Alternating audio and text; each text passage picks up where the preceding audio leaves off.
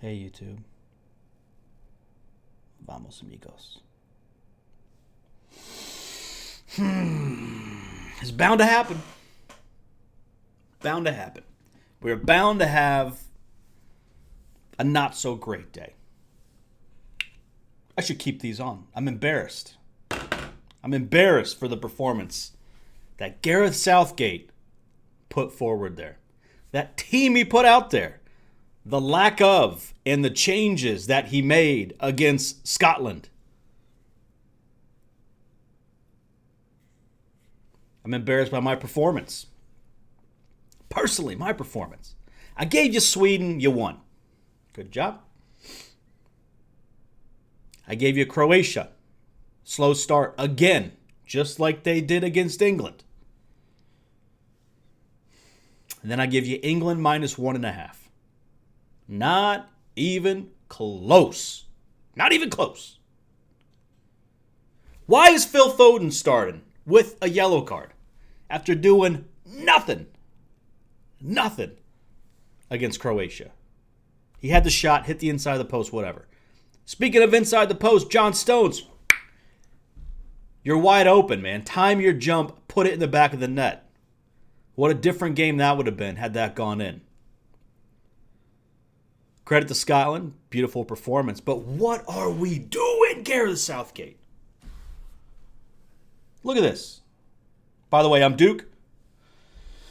You're watching the preview of Saturday, June 19th. Slate, Group of Death, awesome games, yada yada. I'll get to those. I'll give you guys some bets. You know the deal by now. Look at this. Look at this. Look at this. Look at this. 0-0. Scotland actually had the better chances in the first half. Outside of the Stones opportunity, Scotland were the better team. I really thought John McGinn was going to get sent off, man. That Spanish referee does not mess around. Expected goals, whatever. Mostly from the Stones' chance. And obviously, second half had a few chances there as well. I was actually doing a show, an MMA show during this game. So I have to go back and watch it again tonight. But look at this. Outshot. 60% in possession. Look at that. This is what I really want to highlight right here. You have 5 subs available, Gareth Southgate. 5. Get Foden off. Should have come off at halftime. Very similar situation to Dries Mertens in Germany. You have Dominic Calvert-Lewin, Jadon Sancho, Jack Grealish, Marcus Rashford, Ben Chilwell even. All on the bench, ready to roll. We wait till the 63rd minute to make a change. Then the 74th, we take Harry Kane off, who was largely not involved. What do you even have? How many touches did he have? 19 touches in 74 minutes. I called him to score 2 goals. Couldn't have been more wrong with that. Raheem Sterling, invisible. Mason Mount played well. Again, that's 2 games in a row. But why are we leaving our double pivot on? I know Calvin Phillips more box-to-box going up and down. Not so much today. Ineffective. Made a few runs through in the first half. Balls didn't really come off. We're taking off Harry Kane. Tied 0-0. Okay. But 4 points get you through, right? Yeah. This is the worst team in the group, and you still have the Czech Republic. You're going to advance. Why don't we go for the win here? Brings on Rashford. Brings on Grealish. Calvert-Lewin, no time. Sancho, no time. I mean, look at this. Trippier. Could have brought him on. Get a cross in the box. Like, disappointing. Disappointing from England. But you know what? Not that surprising considering how low I was on him pre-tournament. Everyone say, hey, England's the favorite. What do you think about England? I don't. I don't think about England. Mentally, the weakest team in this tournament. Horrible, shocking, awful performance. Gareth Southgate. I made the point today to my subs. If Gareth Southgate leaves the England job, what calls does he get from clubs or other nations around the world? Who's calling him? No one. Tottenham? They're on like their 90th coach in the last 2 years. Maybe. Clueless. And he's too soft on these guys in the first half. Way too easy. Passing just back and forth, taking the easy pass every single time. I did think the wingbacks, or I guess the fullbacks in this case, were fine. Shaw and James. Honestly, maybe they should go back to a back three. If Harry Maguire's healthy, get rid of this. This ain't working. Put another player up top with Harry Kane. Get your 3 center backs and get these guys moving forward. That's what I'd do if I was a manager. Scotland. Well done. Get the point. But look, point is, we got Sweden. We lost Croatia. They tie 1-1. And England, horrible performance. We lost that bet as well. So we'll be better today. But think about this as well.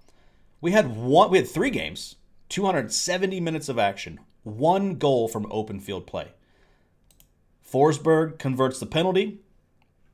Donkey. Schick converts the penalty. That was not a penalty. Come on, man. What are we doing? And then Perisic with the rocket, cutting in on his right foot from the left side and gets a goal. 1 goal from 270 minutes. What a wild game. But tomorrow we have unbelievable action here. Spain versus Poland is our late game. Hungary, France kicks things off. And Portugal v. Germany is what we have in the middle there. Probably the best heavyweight matchup of the day. As far as standings go, let's take a look at where we're at right now. Group A, Italy seemed to be in control there, but obviously Wales with a chance, Switzerland, Turkey. Belgium in a pretty good spot as well. Russia, Finland, and then Denmark sitting on 0 points. Harsh on them. Man, they could end up in second place, actually. Right now, -2 on the goal differential, but Finland could get boat raced by Belgium, and then all of a sudden, Denmark beats Russia, and away we go. Netherlands, they are officially into the next round with 6 points, just like Belgium is, but that group's kind of up in the air. Ukraine in a decent spot to finish second. Tons of goals scored in Group C there. And then, look at this. England and Czech Republic tied right now. Czechs technically up on goal differential with a +2, playing in the last game of group play. Croatia, Scotland with it all to play for. A win for either of these teams gets them into the next round. Czechs are into the next round. They could have 3 teams go from this group here. Imagine if Croatia doesn't advance from this group. That'd be wild. That would be wild.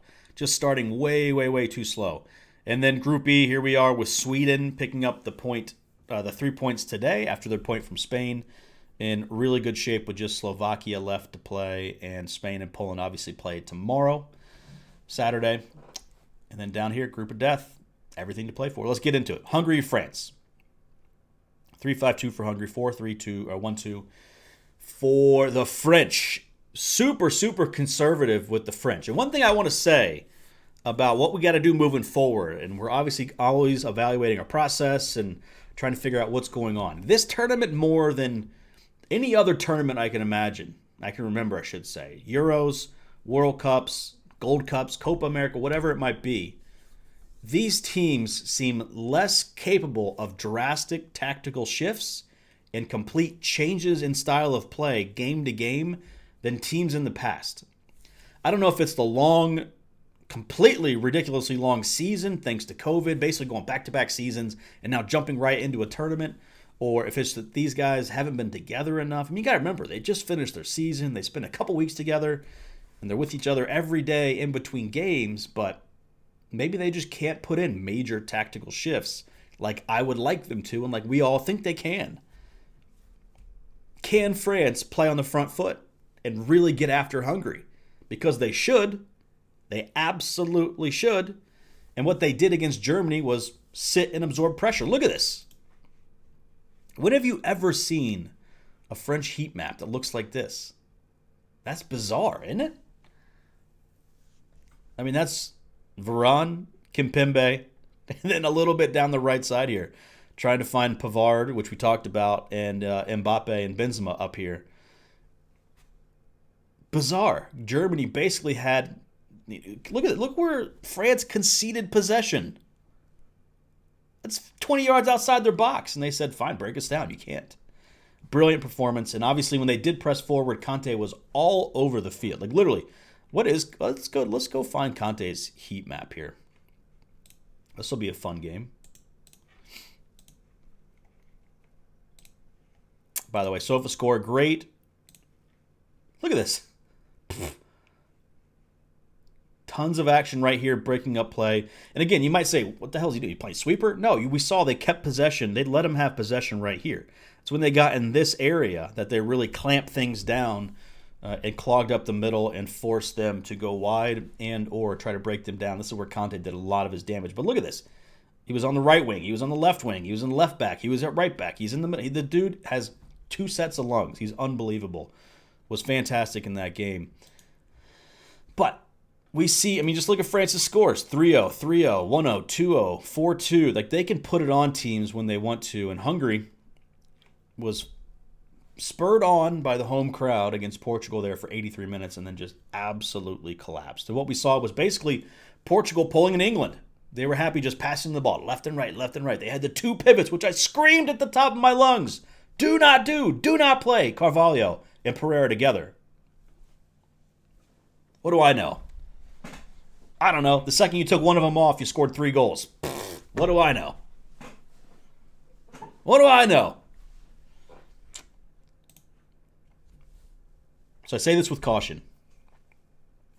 I expect France to push forward. I expect France to attack. I expect France to be on the front foot. Maybe they don't. Maybe this is a different French side. And Deschamps says, you know what? Instead of starting our defensive line here, we'll start it here. As opposed to just pressing these completely inferior players into giving up possession and then attacking the goal. If I was going to be a little wuss about it, I'd say, I don't know. I'm not so sure. We're going hard in the paint, boys. Over 2.5. France to win, both teams to score, no. Basically, France keeps a clean sheet. France minus 1.5. We don't have time to let past results affect future judgments and future plays. 3 bets, over 2.5. France win to 0 and France minus 1.5. I think France win 3-0. 2-0 gets it done for 2 of our bets, and we lose our over. If Hungary score, France is still going to push on for that win. We might lose one of our bets, but we should win the over 2.5. And then hopefully they grab another goal and we win that. We could lose 2 bets. If France sit and try to absorb pressure from Hungary, the show's over. I'm never going to do another show on YouTube again. But for now, 3 bets. Let's roll. How about Portugal and Germany? We talked about Germany a little bit. They looked good, but they didn't create enough really good chances. You know, Gnabry had the one chance. He hit into the ground that went over the bar. They're picturing Sané here with Werner and Muller. I don't hate that. Havertz was fine, but yanked pretty early. Werner was largely ineffective once he came on. Gosens was up and down the left side. Kimmich not really involved in the play. It was mostly the Cruz show. And if Leon Goretzka can play in this midfield, that's a huge boost to Germany. I want to see it before I believe it. I believe this will be Gundogan. Emre Can is a downgrade from Ginter. Hummels and Rudiger both solid. Neuer was fine. But look at this. Look at this. And by the way, this could be, is this Bernardo? Yep. And then they got Jota as well. I wouldn't be surprised to see Rafa Silva start. If he does, and if we see Sanchez or another ball-playing midfielder along with Pereira or Carvalho, one of those two in this spot, I will be firing on Portugal, plus 220. And if you say that's too long of odds, I don't think they're going to win, just do plus 0, plus 0.5. If they draw, you get your money back. If they win, you win. Half your bet. If this is, and this is actually a game where it probably makes more sense to play Pereira and Carvalho. If they play then, I'm moving this to a no bet. If Bernardo Silva and Jota start, I'm moving this to a no bet. So a couple things have to happen. Number one, we have to see someone like Rafa Silva. Could be João Felix, could be Rafa Silva, in place of one of Jota and Bernardo Silva. Technically, I would like Bernardo Silva to stay on, Jota to come off, leave Guerrero, Semedo, Pepe, Diaz.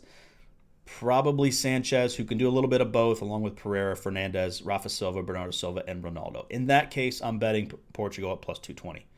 If we get the double pivot, it's moving to a no bet. To me, this game is going to be about these guys right here, Pepe and Diaz and Pereira, because Germany's going to possess the ball. Hummels is a really good ball-playing center back. Rudiger's fine with his feet. Emre Can's a former midfielder. Kimmich, we know, can play across the entire back seven, basically, right? Goretzka, Cruz absolutely controlled the tempo of that game against France. And Gosens. This could be an under, guys. And we're sitting at under 2.5. If we go down to an alternate total, minus 130, not a bad shout. So here's what we're going to do. If we get Rafa Silva in place of one of these two nerds, and we see Sanchez or someone like him in this role next to Pereira or Carvalho, we're betting on Portugal. If we don't, and we see Carvalho here, we're going under 2.5. That's the way we're playing that game. Obviously, the bet pack over at EliteSportsBetting.com will have our official plays. If you haven't signed up yet, make sure you go over there and do it. Last but not least, Spain versus Poland. This could change. See Roger right here? Busquets has received a negative COVID test. He could go straight into the lineup here, and that would be a massive boost for the other three in the midfield. I like seeing Pedri out of the lineup here for Spain. For whatever reason, he played almost the entire game the last time out against Sweden. Moment was too big, largely ineffective. Had a couple balls over the top that were played, with class, but not a ton from him. Moreno could absolutely take the place of Morata. I think he actually takes the place of Torres, and Morata keeps his place up front. But more of an open game. Poland is not one that's going to absolutely sit with 2 blocks of floor that's super organized like we saw with Sweden. Hell, I mean, how many goals did Poland give up in their game? 2. Whoops. We can go back to the Slovakia game. They gave up 2 goals. I mean, one was the screen yard goal, and the other was the own goal where Mac broke them down. Well, look at this. They're keeping possession the majority of the game and then getting isolated 1v1 as they hit them on the break. They're not a team that can just sit and defend. And when they play quality opponents like England, like the Netherlands, like Italy, they concede goals. And so I think this is a big bounce back spot for Spain. I would love to see Morata get another chance here, especially if Busquets starts here. I really like what I see from Spain. Rodri's not the worst option. He's not Busquets. He has a relationship with Koke, with Thiago. Allow them to release forward and then break up the play on the way back. In saying that, I don't see Poland scoring. Regardless, I think it's a low-scoring game, especially with a 3 total here. So we're getting under 2.5, under 3. Half of our bet is on each. A couple unders. I'm not saying I'm influenced by today. I'm just saying a couple unders. Paying a little bit of juice, minus 120. I'm not going to go up to under 3 and just pay. It's too much juice, guys. Minus 170, I'm not paying that. I'll split my bet and hope for a 1-0, 2-0 win from Spain, which is how I see this game finishing. All right, I think I want to say one more thing. Nope, that was it. I do want to say one more thing, though, because once again, you guys have surprised me. You shocked me. The likes and the views have been outrageously good. Thank you guys so much. Obviously, I wanted to start the show with a little bit of rant about Gareth Southgate because I hate him, and he's awful at his job. Some would say even as bad as me, based on my performance in the bet pack today. But tomorrow's a new day. We'll bounce back. Positive vibes. Positive vibes only is what we got here. 3 awesome games starting at 9 a.m. on the East Coast here in the U.S., going all the way throughout the day, getting us started on a nice weekend. So we'll be back tomorrow with 2 games. We're into our last game of the group stage. So just 2 games on Sunday, breaking that down Saturday night. Of course, I am Duke. You can find me on Twitter at DukeDFS. And we got to thank EliteFantasy.com for allowing us to do this for free for the entirety of the tournament. Even had the nice kit on today, but win some, you lose some. Been hot all week.